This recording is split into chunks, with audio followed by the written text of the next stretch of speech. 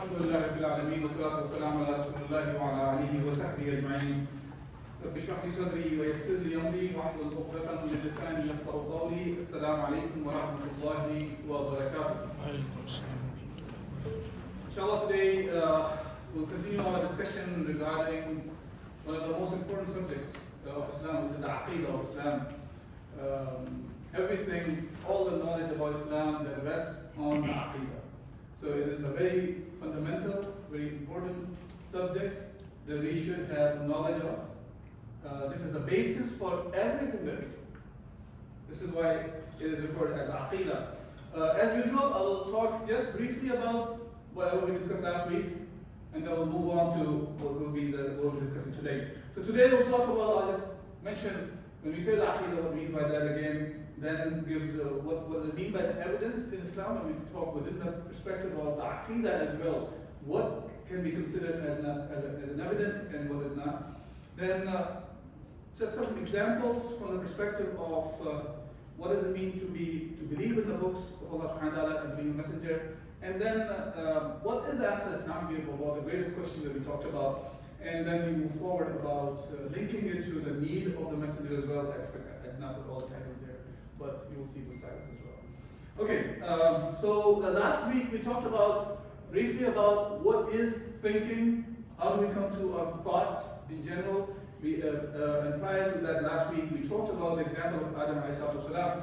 How Allah subhanahu wa ta'ala taught all the names of the things to Adam alayhi salam, and that is the basis of all the information that had been spread out to the mankind, as we can see. Because the first man has to have the information from somewhere. We don't have access, we don't see, we did not meet Adam alayhi salam. But what we see is a new creation comes to the world, new babies come to the world, and they learn from the environment and the people around them. Yeah. So now always the question comes in: how did the first man learn the information or got the information from? And Allah Azza wa Jalla replied to that one that Allah subhanahu wa ta'ala is one who taught the names of all the things to Adam alayhi salam. Right? And then we talked about how to solve the greatest question. When we say the greatest question, what we mean by that is where did we come from? What happens after we die? And where we go? And what is the purpose of our life? What is the connection of us with the Creator, who created us? And after we die, then what are we going to be asked about? So this is the biggest question that all of us ask all the time. Even sitting in this room when we come to the class, we question ourselves, why should I even go there? What's the purpose of me being in the room? What's the purpose of me spending 45 minutes, an hour in this room? So obviously we ask to ourselves about what is the purpose of my existence itself. If we ask the question about 30 minutes, 40 minutes, an hour, we better ask the question about the purpose of our existence as well. And it's not that we don't, we all do. We can think back our lives also that at one time or other we have asked this question. And I mentioned to you before that we should not be the one thinking this way, that answering this question in silly ways. That babies come to the world by somebody, an eagle came and dropped off the nest with a baby in the hospital and mom brought the baby home. This is not how this works. And we're not talking about the process of how the babies come to the world, but the thing is the creation we're talking about, right? So we should be giving very clear, concise answers according to intellect. Of course, a smaller kid, you will try to give the answers as he can accept it, what he can comprehend. And then as we grow up older and older, we can go in more details as well. But the thing is, at the end of the day, our minds have to be convinced. That's the key thing we have, which is our intellect, that's the mind. That makes us different than other creations of Allah subhanahu wa ta'ala. Okay, so we talked about that. Then we talked about the proof of the Creator. That we concluded that this universe must be created. Then if it's created, who is the Creator? And we went into detail of, either it's created by itself, created by another being that's created, or it is created by something that has been there forever, self-sufficient. So we concluded that, and as I said, if there's any question about that subject also, we can discuss today again, inshallah, it's not a problem. Directly here, or that's fine too, after the lecture. Okay, now just to start with, when we say Aqeedah of Islam, what is the Aqeedah of Islam when we say? The Islamic Aqeedah, word Aqeedah, which means the creed, or it's iman. Iman and what? It's an iman, positive belief in Allah subhanahu wa ta'ala, His angels, His books, His messengers, Day of Resurrection, and Al-Qada wal-Qadr. This is just a basic definition of it from the Islamic perspective, right? As we will be discussing, we're not here just to memorize these words that we believe in all those things. We are here to first get to that point when we say we believe in Allah. Why do we believe in Allah subhanahu wa ta'ala? So last week we talked about to the point that there is a creator. We cannot just say, come from our intellect, say that creator is Allah. Only thing we can tell from intellect is there is a creator.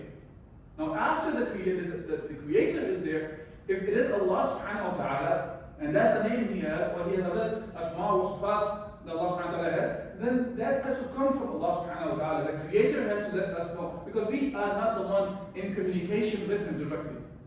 Yeah?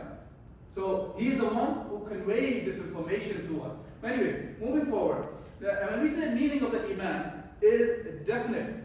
This is called tasdeeq jazim. Tasdeeq jazim means definite confirmation. There is no doubt. There's a certainty here. It's not iman or aqeedah. It's not based on that we are 99% sure in the existence of Allah, or 98% sure, 90% sure. I'm just be on the safe side, I believe in Allah. This is not how the iman or the aqeedah works.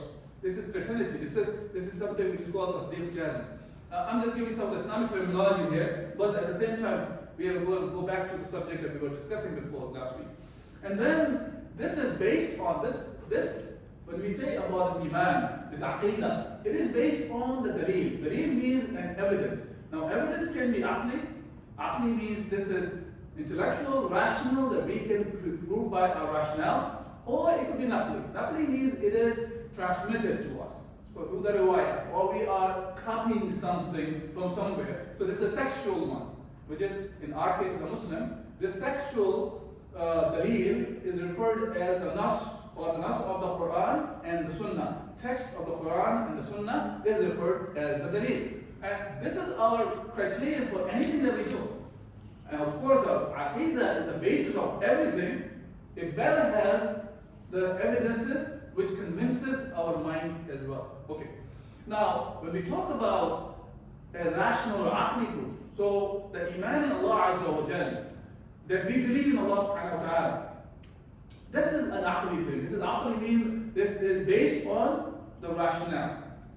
And think of this way. We cannot say because the text of the Quran says Allah exists, hence Allah exists. Or Kitab Allah says Allah exists, hence Allah subhanahu wa ta'ala. This is a circular argument, as a matter of fact. If you pay attention to it, I think you guys understand what I'm saying, circular argument, right? Because if you say the Kitab Allah, the book of Allah says Allah exists, hence Allah exists. Well, somebody will say that there is something called book of Allah, you have to prove there is Allah. Right? So hence, the existence of Allah subhanahu wa ta'ala has to be proven first. Before we say there is a book of Allah subhanahu wa ta'ala. So now, to exist in Allah subhanahu wa ta'ala, the only thing that we have is the rationale, is the intellect. And that's what we did last week when we were discussing the existence of Allah subhanahu wa ta'ala, the existence of the creator at that point. Now textual or the naqli, when we say something is naqli, something is textual, what I mean by that, this is different than the aqli one. For example, we believe in the malaika. We believe that the angels exist. When we say that angels exist, we don't use our senses, we don't use our rationale to prove that angels exist. We don't have to see the angels to say angels exist. Same thing when we say, by the way, when we say Allah subhanahu wa ta'ala exists, we don't see Allah subhanahu wa ta'ala, but by the creation of Allah subhanahu wa ta'ala, we conclude that there is a creator for the creation. But by the angels, we cannot prove it by the aql to say that the angels exist. So that's why this is from the text, this is from the transmission, this is from the naql that we are talking about, that Allah subhanahu wa ta'ala exists. Okay. So now, when naql meaning the Quran and Sunnah's text is the one that tells us that there are angels. Hence, we believe in the angels, right? Okay. Now, similarly, when we talk about the books are a little bit of a different tricky thing.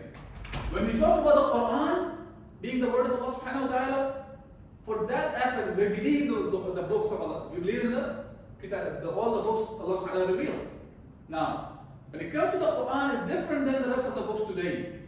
Because Quran is in the state that was revealed by Allah subhanahu wa ta'ala, it's preserved, and it's a miraculous book that can be perceived by senses and by rationally. We can prove that this is the book of Allah subhanahu wa ta'ala. But when it comes to the other books of Allah subhanahu wa ta'ala, whether it's Tawrat, whether it's Injil, whether it's Zabur, and the Suhuf of Ibrahim or Musa, whatever Allah subhanahu wa ta'ala has revealed previously, whether we are aware of it or not, we believe in the books Allah has revealed. Now, can we look at the books that exist today and say that these are the books of Allah subhanahu wa ta'ala? No, because Quran itself has mentioned to us, those books have been modified. They have been changed. They're not in the state that Allah subhanahu wa ta'ala revealed.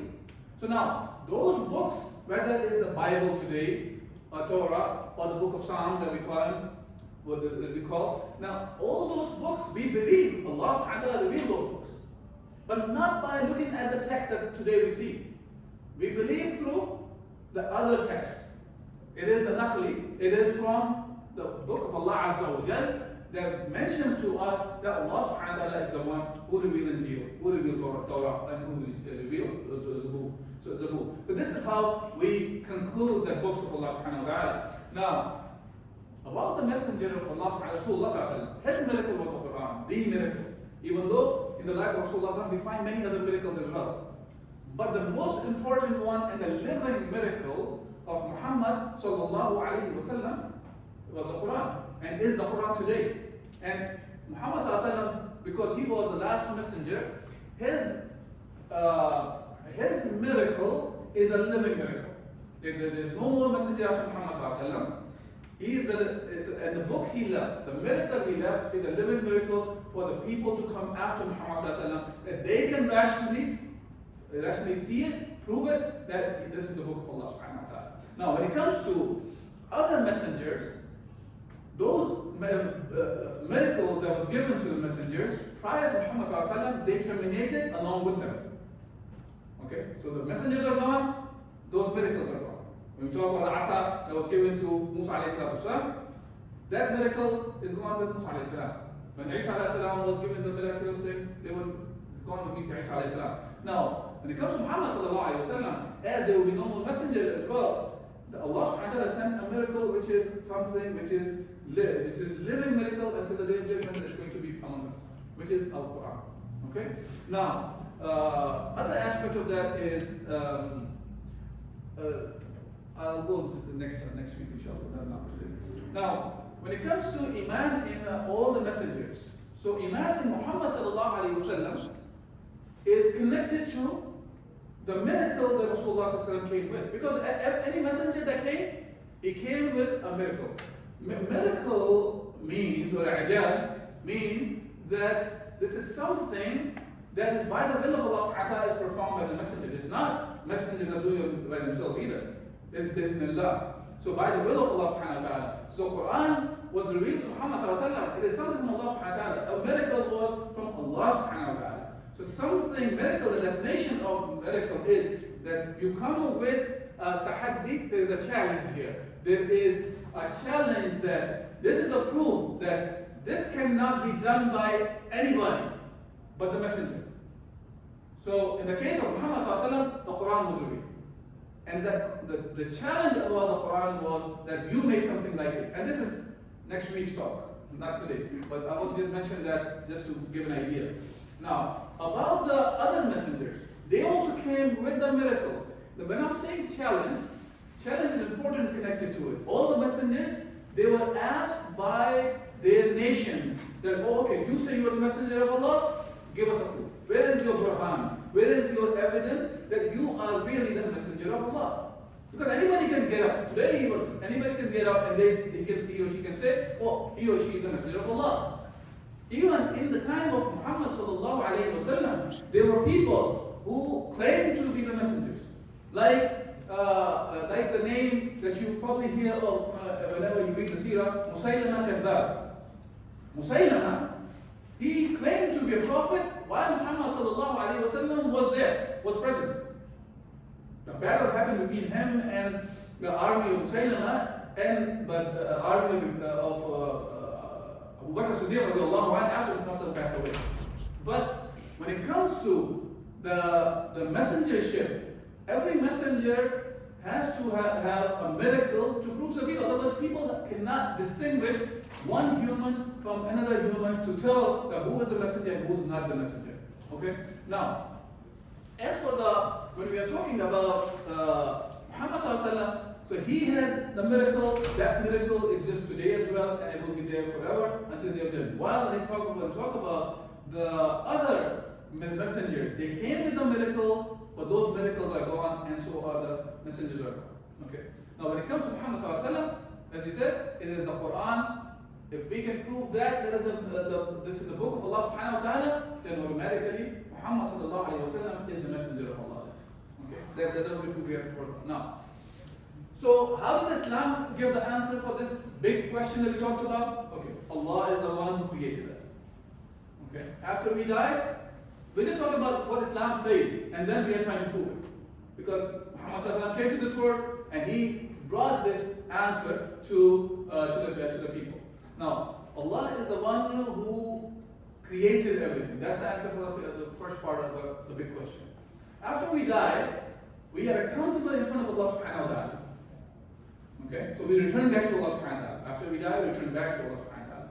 And the purpose of our life today is to make sure that we are worshipping Allah subhanahu wa ta'ala the way He has commanded us. So when the questioning happens on the day of judgment, so we can come out as we have done what Allah subhanahu wa ta'ala has commanded us. Now, for this, the basis of the Aqeedah in Islam is that Allah subhanahu wa ta'ala is the one who created mankind, jinnkind, angels, and everything else. And Muhammad sallallahu alaihi wasallam was sent as the last messenger in the chain of the prophethood who brought the message of guidance. So that tells us all these things, the creation of Allah subhanahu wa ta'ala, Allah is the creator of all those things, and how we live our life, what is the purpose of life, and how we will be questioned on the day of the judgment. Now, moving forward. So we have proven the existence of Allah subhanahu wa ta'ala in the previous talk. Now, what do we want to move forward with? So now we have to talk about the rest of the part of the answers to the greatest question that we talked about. That, okay, fine, Allah created, you're saying there's a creator. Because somebody can come and say, fine, there's a creator, so what? Big deal that you were able to prove that there is a creator. And as a matter of fact, there are people who say that, oh, a creator created everything, but it has nothing to do with my life. The people who do not believe in the existence of the creator, it's not like their life ends if they don't believe in the creator. Life goes on. So the people, they say that he has nothing to do with my life. Hence, I believe whatever you say, mashallah, you can come to the conclusion that there's a creator, and I agree with that, there has to be a creator, but I can live my life and I can find the best way how to live my life of my own. Is that true or not? That's the key thing. And this is what we really have to question ourselves and think about it and look into the details of that. And when we look into this, before we look into that, I just want to make a side note about that. We can prove by rationality, by intellect, that there is a creator. Now, we cannot we cannot speculate the essence or the sifat or the characteristics of Allah subhanahu wa ta'ala or attributes of Allah subhanahu wa ta'ala just by using the mind. Because we cannot comprehend the essence of Allah subhanahu wa ta'ala. That does not make us thinking, oh, this is a weakness, that we can believe in the existence, but we cannot prove the essence or the characteristics of it. This is not called a weakness in understanding or anything. It's rather, that is actually the strength for us. That because attributes of Allah subhanahu wa ta'ala, He is beyond this man-like universe. So we do not have the capability of comprehending something which is beyond us. That's the reality of us, right?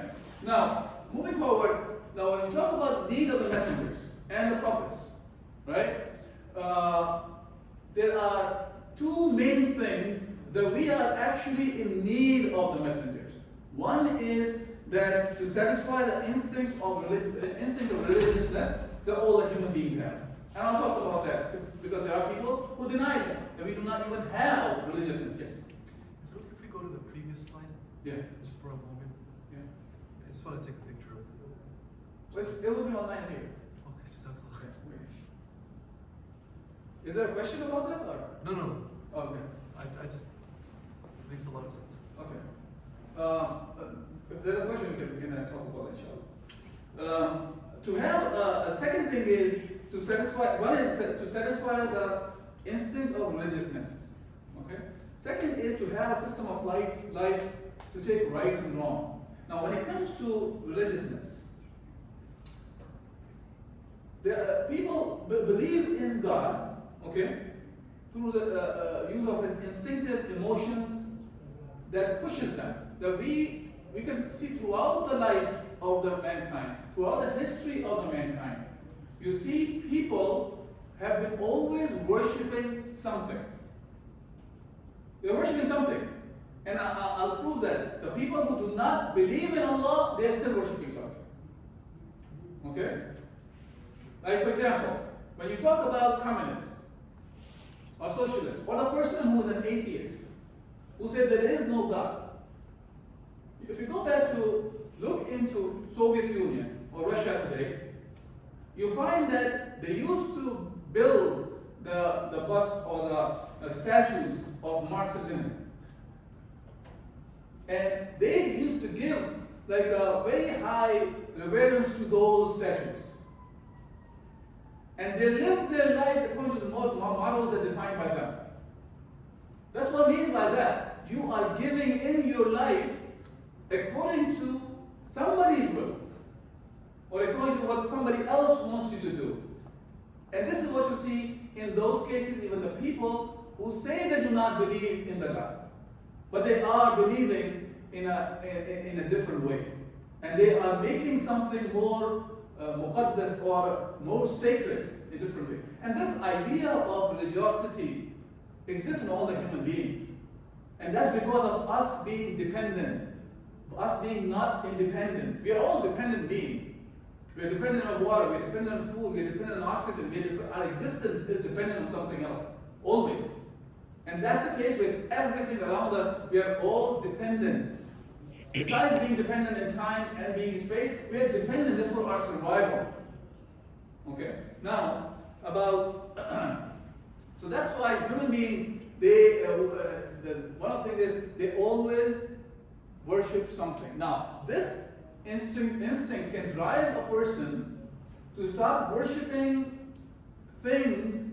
Like sometimes they can be worshiping the human beings, sometimes they can end up worshiping trees, stars, moon, sun, or animals in some cases. Whatever, they worship. How do they end up doing this? Because when they are only using emotions and they are not using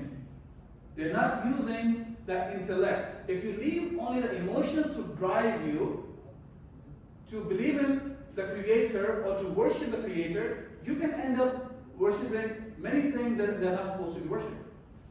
Right? But the only way that you can conclude to the right entity to be worshipped, Allah Azza wa Jalla, that as a Muslim we believe that Creator is Allah, that has to be done through the intellect. And as Muslim as well, we have to use our intellect to come to this conclusion. Doesn't mean that conclusion has to come through all sorts of proofs that we have discussed here. Different people can conclude rationally in their own way, but there has to be rational conviction for a human being. Okay? Now, moving on to and that's what we discussed previously also. When we talk about this intellect is important, Allah is the one who's telling us it is important. Allah is the one who's telling us over and over in the Quran, the verses of the Quran are filled with asking the humans to think, ponder, use your intellect to see that there is a Creator. أَفَلَا يَنْظُرُونَ إِلَى الْإِبْلِ كَيْفَ خُلِقَتْ وَإِلَى السَّمَاءِ كَيْفَ رُفِعَتْ وَإِلَى الْجِبَالِ كَيْفَ نُصِبَتْ, and on and on and on. Allah subhanahu wa ta'ala is making sure that people think. Don't you think? The thing is, many a time, these things that we see all the time, we become so immune that we cannot even use our mind that there are such an amazing things that are happening around us. When we are looking at the sky, how Allah has created, just look and ponder, then you really realize how amazing this universe is. But continuously seeing something over and over, we become so immune that we take them for, what's it called, you take it for granted. You take it for granted that, oh yeah, heaven, the sky is there, earth is there, mountains are there, sea is there, or me as a human being exists with all different kinds of functionality as a human being, all of us carry. The way our hands move, the way our eyes move, the way we can speak, we can hear, we can see things. The moment we start going into a little bit of a detail of any of those things, anybody who's in the field of biology or something, they start studying how the human body works, then you realize how amazing the humans are. So can you imagine how amazing the creator of the human would be? And humans is just one of the creations of Allah subhanahu wa ta'ala. Do we really think the creation of humans is difficult? Look at the rest of the universe. That's way more difficult to come up with such a huge universe that runs with the balance. So, us, as sometimes, as I was giving the example last week, sometimes we just come up with one arm or some hand or something, somebody creates it, maybe the bionic ones, and it still has deficiencies compared to a human arm that every one of us have. Most of us have. Right? So, whether it's the arms, whatever the body, just look at one creation of Allah subhanahu wa ta'ala, us. How amazing these things are. This is what Allah subhanahu wa ta'ala is telling us to go think about these things. And we will only end up with concluding that there is a creator, there has to be a creator. Same way, when Allah subhanahu wa ta'ala subhanAllah, Allah is talking about the creation of the heavens and the earth and the creation of the night and the day, how the day and night changes. These things are great signs for the people who can use their minds and think.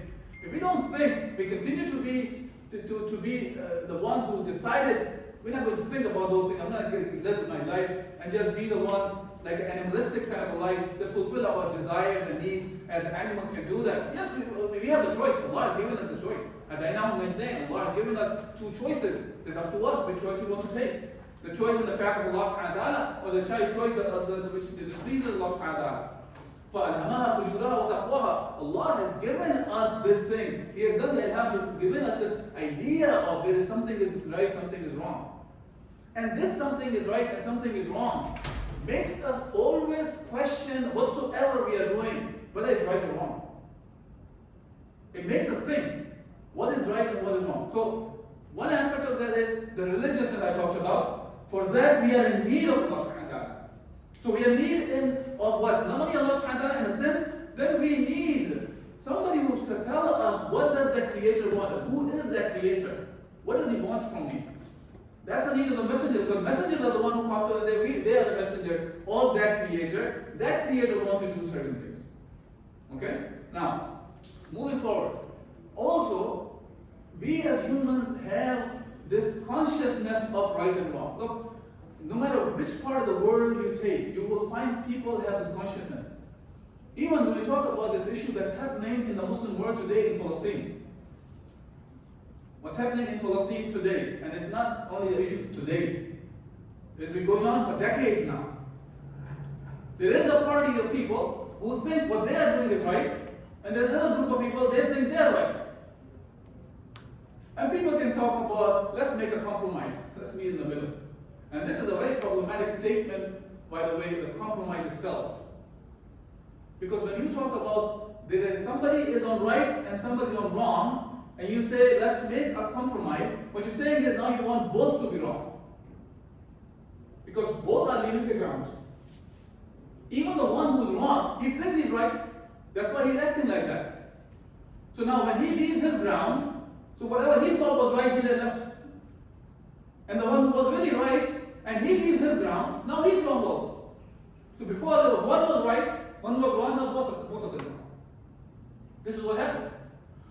But the thing is, who's the one is going to decide what is right and what is wrong? If you leave it to human beings, their thoughts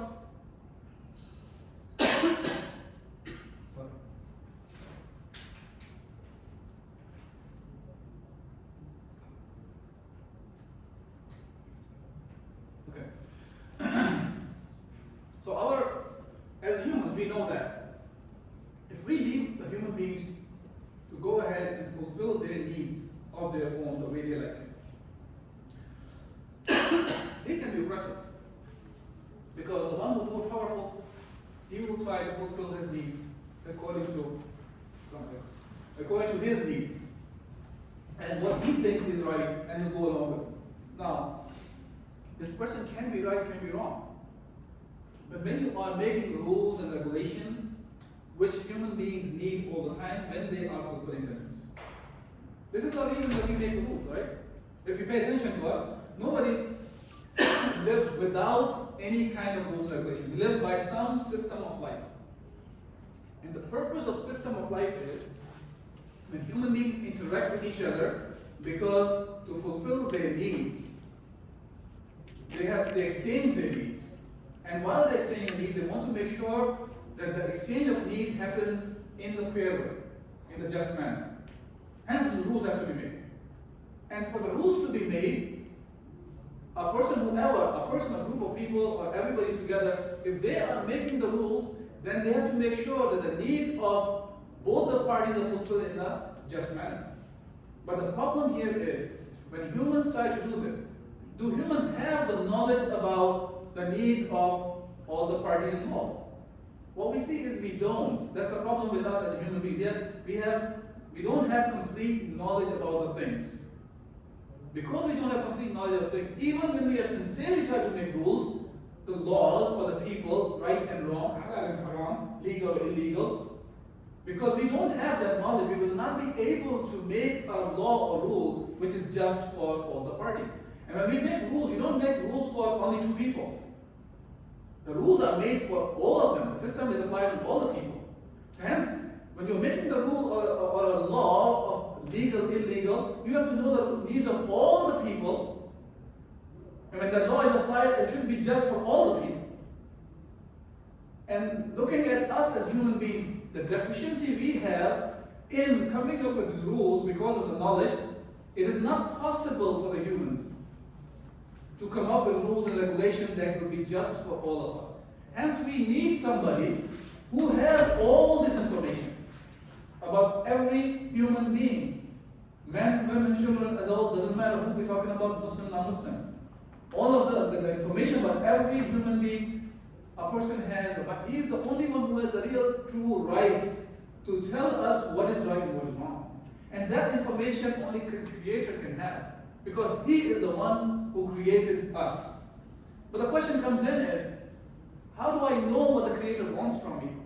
We can even prove this very easily, rationally, that for the rules and regulations, it comes from somebody who is all-knowing, for sure that he will be just in giving the rules. And especially when that all-knowing is independent, he is not in need of anybody. He is automatically unbiased. See, when we make rules and regulations as human beings, we become biased. According to our needs, according to where we are from, which family we belong to, and so on and so forth. There could be many, many different reasons a person can become biased. But when the Creator we talk about, He is unbiased because He is not in need of us in any way. So the rules that will come from Him will become automatically unbiased as well. And He is independent of everything. He is not in need of us. He's not here to please us. That's why I'm giving you these rules and regulations.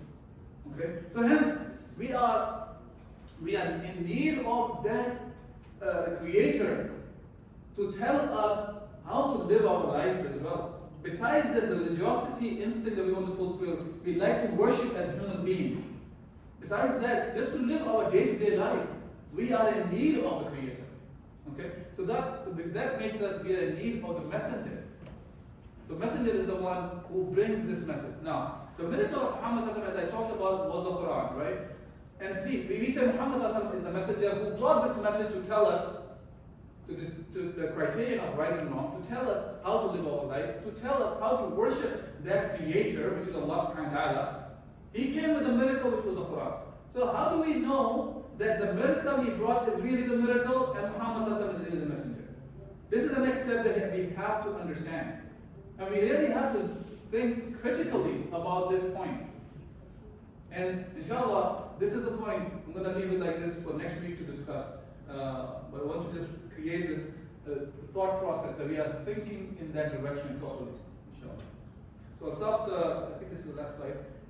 Stop the conversation, the talk here. If there's any questions or comments, inshallah, I will try to answer.